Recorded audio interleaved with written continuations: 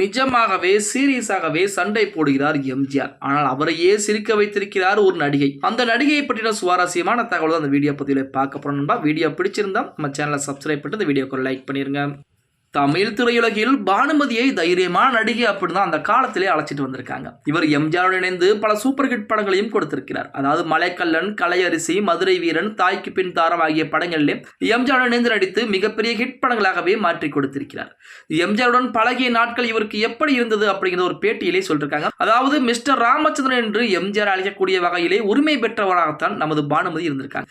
ஏனென்றால் தமிழ் சினிமா உலகிலே அது பானுமதி மட்டுமாகத்தான் இருக்க.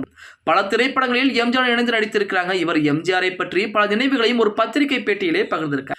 பல கதாநாயகர்களோடு நான் நடித்து இருந்தாலும் என்னால் மறக்க முடியாதவர் அப்படின்னா அது எம்ஜிஆர் மட்டுமாகும்.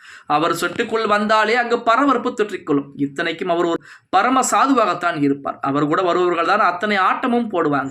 என் மேல எப்பவுமே எம்ஜிஆருக்கு மிகப்பெரிய மரியாதை என்பது இருக்குது.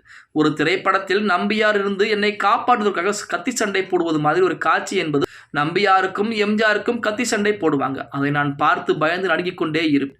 இவங்க ரெண்டு பேரும் சண்டை போடுறாங்க, போட்டுக்கிட்டே இருக்காங்க. அந்த காட்சி முடிந்த பாடாக இல்லை. நான் எத்தனை முறைதான் எந்தனுடைய வசனம் பேசாம நடுங்கிக் கொண்டே இருப்பது. அதனாலே நேரா எம்ஜிஆர் கிட்டே போனேன். நீங்களும் தான் எவ்வளவு நேரம் சண்டை போடுவீங்க, உங்களால என்னை காப்பாற்ற முடியலனா விட்டுருங்க, நானே கத்தி சண்டை போட்டு என்னை நான் நம்பியாரிடமிருந்து காப்பாற்றிக் கொள்கிறேன்னு சொல்ல உடனே வெள்ளிக்காசு தெரிவதை போல எம்ஜிஆர் நம்பியாரும் சிரிக்க ஆரம்பிச்சுட்டாங்க.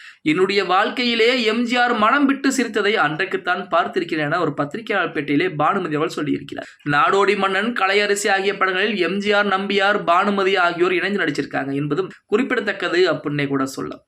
நமது நடிகை பானுமதி அவர்களை பொறுத்த வரைக்குமே எம்ஜிஆர் அவர்களை பெயர் சொல்லி அழைக்கக்கூடிய ஒரே ஒரு நடிகையாக இருந்திருக்கிறாங்க.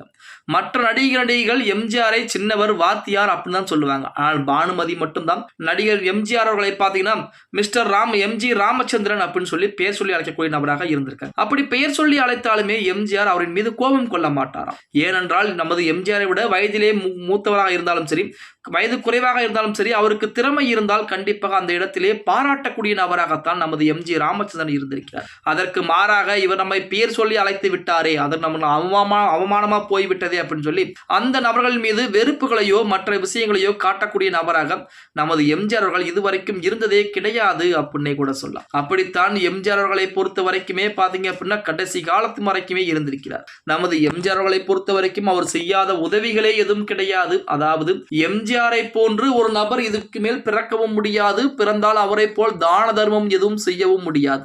அப்படித்தான் தமிழக மக்கள் மத்தியிலே தெய்வமாக வாழ்ந்து கொண்டிருக்கிறார் புரட்சி தலைவர் பொன்மனச்செம்மல் எம்ஜிஆர் அப்படின்னே கூட சொல்லலாம். ஓகே கைஸ், வீடியோ பிடிச்சிருந்தா மறக்காம லைக் பண்ணிருங்க.